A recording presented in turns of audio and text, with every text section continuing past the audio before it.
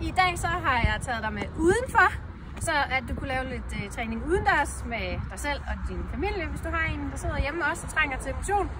Og det er 3 øvelser, jeg viser dig.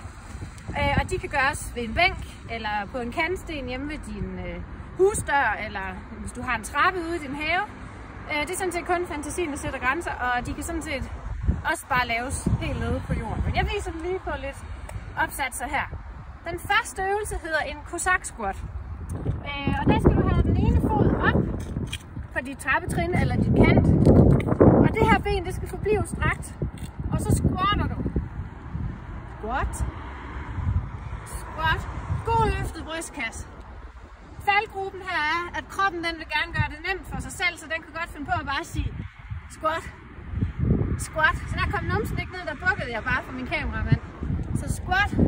Mærk efter, at numsen kommer med ned, du faktisk bøjer rigtig godt i det knæ, som du står på. Ja, dem laver du 10 af på det ene ben, og 10 på det andet ben. Nu vender jeg ikke ryggen til dig. Den næste øvelse, øvelse nummer 2, det hedder det er sådan en variation af en dip-udgave. Så sådan her ud. Stræk det ben, hvis du kan.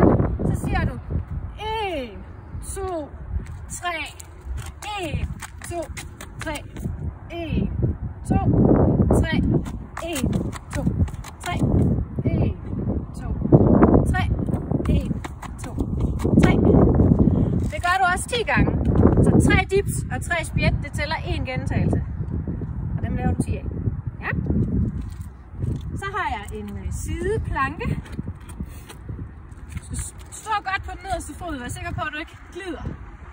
Arm op, ben op, og så siger du træk, træk, træk, træk, træk.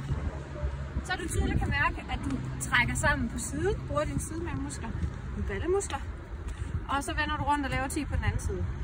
Så laver du alle 3 øvelser en gang mere, 10 gentagelser hver. Det tager cirka 20 minutter.